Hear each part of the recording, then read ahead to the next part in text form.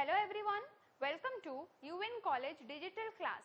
I am Manisha Manaswini Padhy, lecturer in the Department of MCom in Finance and Control. So I am covering your marketing portion.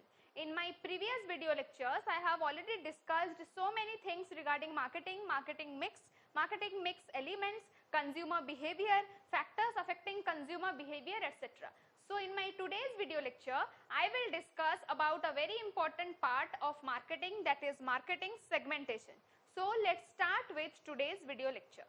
So the concept of market segmentation is very important to offer value proposition that is required by a specific group of individuals or organizations.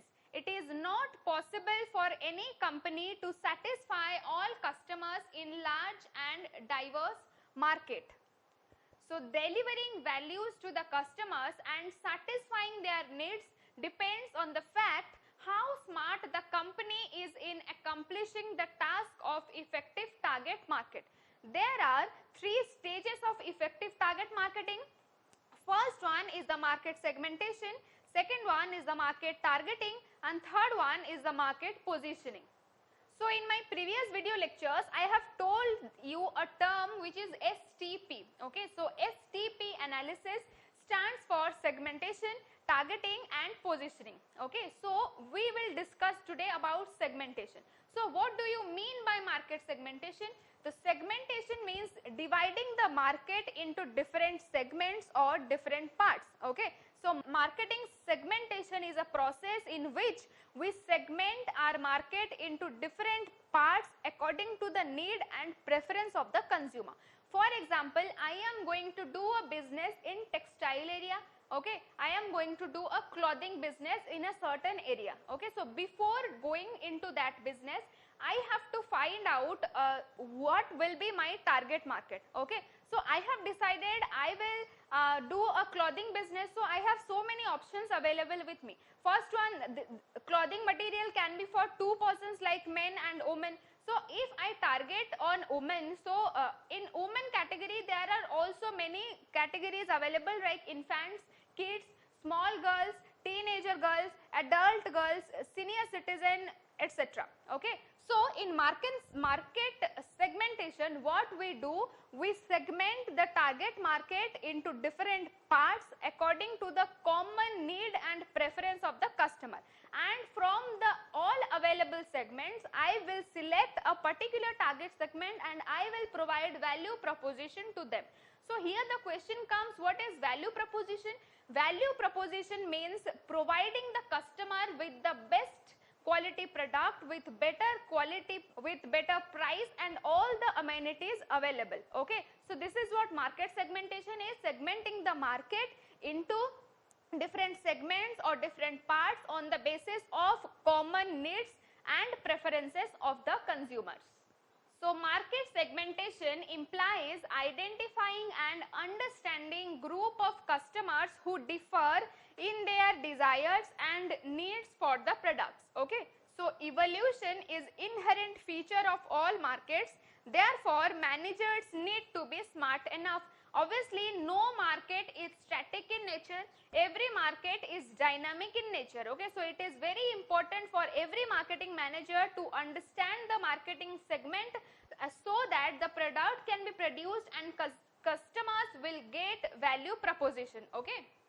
So, for example, the evolution of car market has witnessed phenomenal changes over time.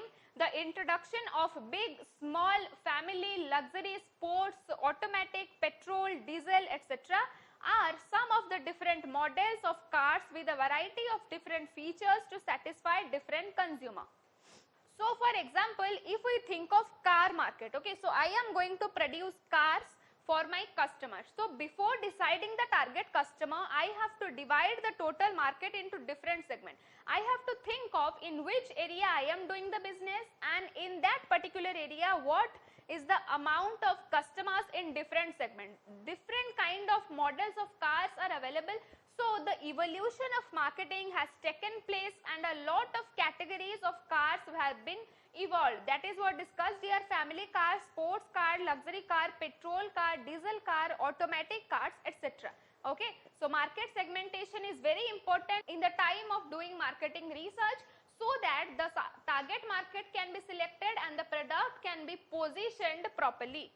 The segmentation process aims at dividing the market of products or services into smaller groups of consumers or segments who differ in their needs and wants. Okay, so this is what I have discussed now. The segmentation process aims on what?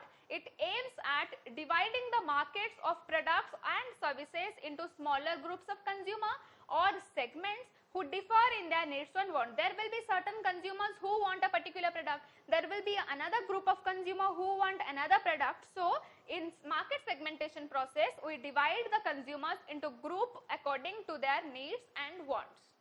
So, there are different approaches for the segmentation of a consumer market. Basically, here the approaches means there are different bases, different foundation on which we segment our market. So, we will discuss all the factors. Let us understand this. A company can use different criteria comprising any number of variables in order to segment a market. The purpose of market segmentation is to divide well-defined categories. Each category thus consists of a group of customers who share a similar set of needs and wants. Okay, so basically approaches means before segmenting the market, we have to understand, we have to select a foundation on which we are segmenting. That can be geographical, that can be psychographical, etc. Okay, so on the basis of that particular area, we will divide the market into different segments. We will discuss all the segments one by one. So, the first one is the geographic segmentation. As the name suggests, geographic segmentation is comprised of geographical factors, geographical areas. So, let us understand what is geographic segmentation. As the basic purpose of segmentation is to understand the customer differences, there exists wide differences in consumer preferences, purchase behaviors, demand and purchase pattern in different geographical regions. So, India is a vast country. India has a lot of regions in it. So, different geographical regions are there, and consumers residing at different geographical regions have different demands. Okay, so in geographical segmentation, what we have to do, we have to select, we have to make the segmentation according to the geographical area, whether that particular area is more hot or more cold, here there is more humid or more thirst, etc. Okay, so geographical segmentation is on the basis of area in which I am going to start my business. Okay, so we will understand this through an example.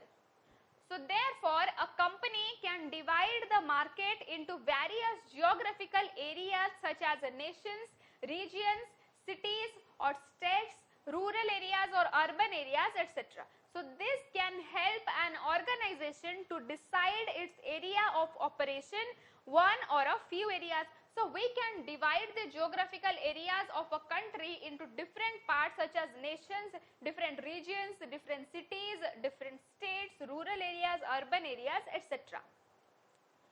So, geographical segmentation is vital as product preferences and requirements vary a lot depending upon the topography. What do you mean by topography?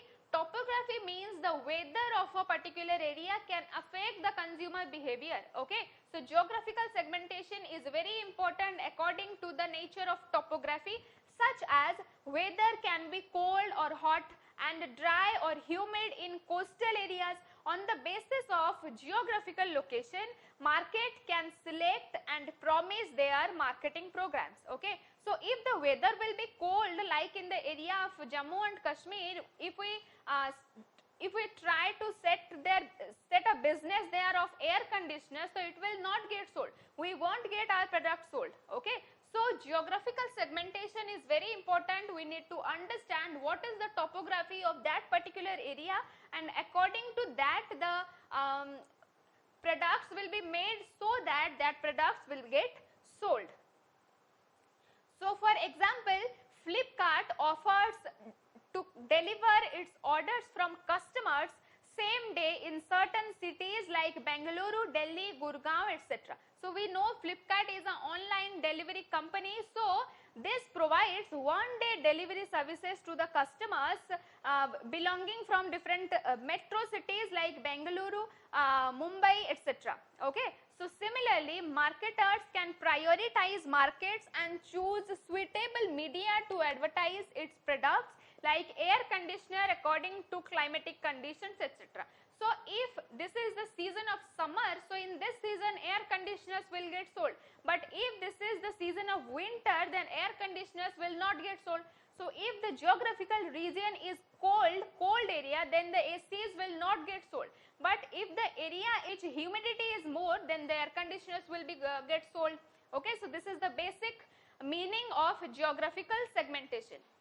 So geographical segmentation means on the basis of different topography, different weather of a country, we have to determine the market segment, we have to create market segments, and from that segments we have to select our target market, and on the basis of the need of the target market we have to provide value proposition to the customer. So the geographical segmentation can be done on the basis of so many things like nation, city, state, region, rural areas, urban areas, etc. So before doing marketing segmentation, geographical foundation is very important. The basis of geography, understanding the basis of geography is very important, so that we can segment the market into better purpose. Next we will discuss demographic segmentation. First one is geographic segmentation and second one is the demographic segmentation. Demographic segmentation enables an organization to understand and profile the needs and preferences of its customer markets on the basis of age, gender, income, occupation, education, etc. So demographic segmentation is a very common segmentation which every marketer do, whether he is a small producer or a large scale producer.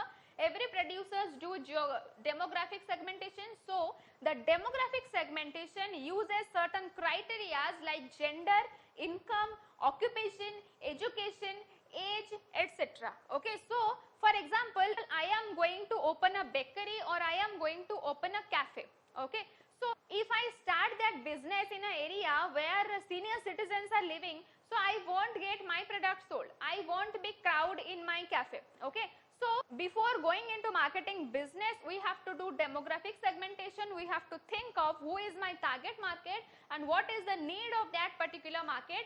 And in demographic segmentation, the customers are segmented on the basis of their age, their income, their gender, their occupations, etc.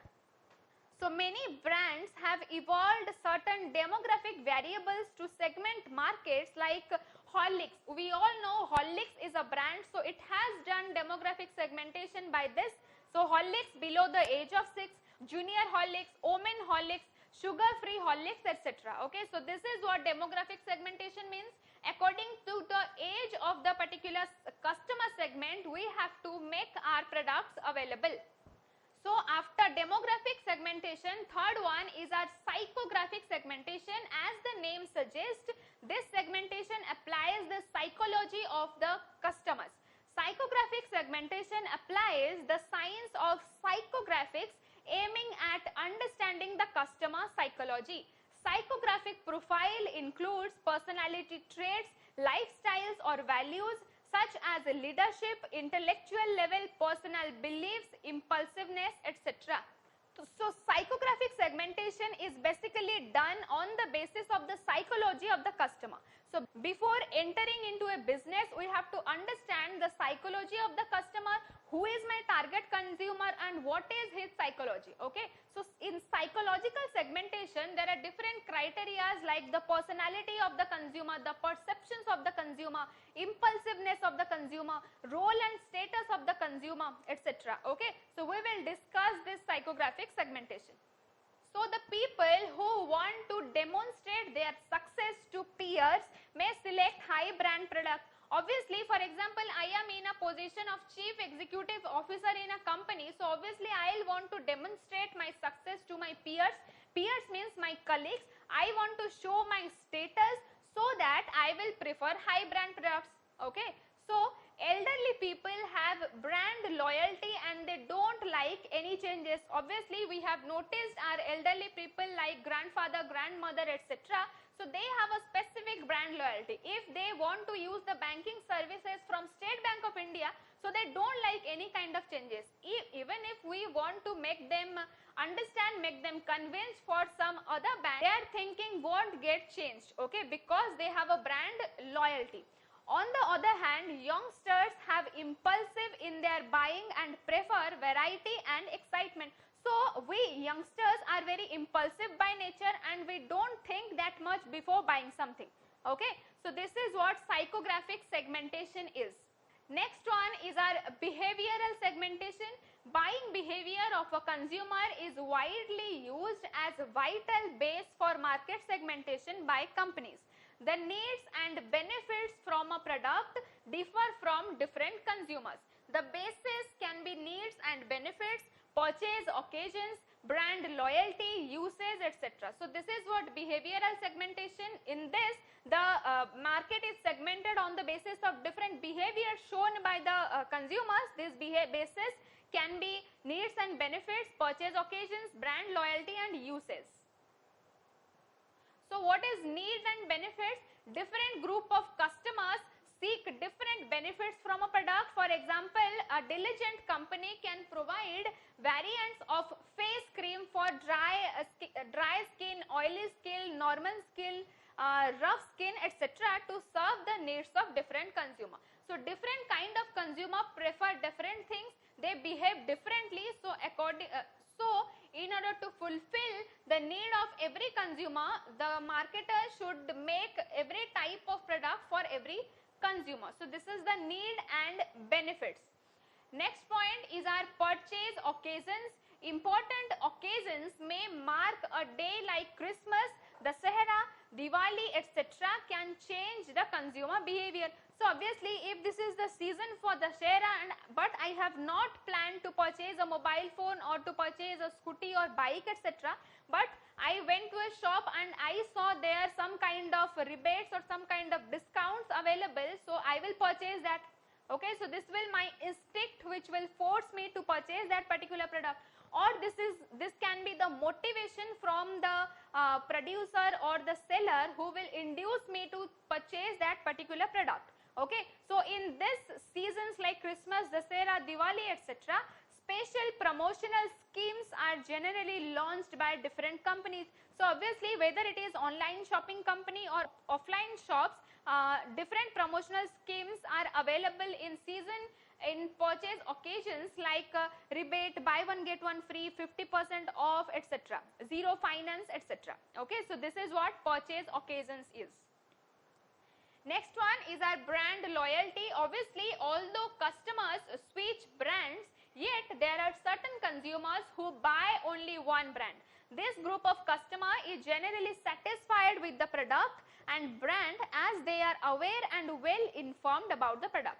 So obviously, when the consumer are satisfied with the brand, they don't want to shift their brand. Okay, so they will purchase the product from that particular brand only. If we are using Tata tea from the last 20 years, so we won't want to change that particular brand and we will consume that, okay, because we are satisfied about that product. So this is brand loyalty. So this is the first phase of STP analysis. STP stands for market segmentation, market targeting and market positioning. In my today's video lecture, I discussed market segmentation part. What do you mean by market segmentation? What are the different bases by which market segmentation is done? What are different criteria on the basis of which segmentation of market is being done? In my next class, I will discuss the market targeting and market positioning part. So I hope you have understood market segmentation clearly. If you didn't get something, you can ask me in the comment box. I will clear your doubts. Thank you for watching.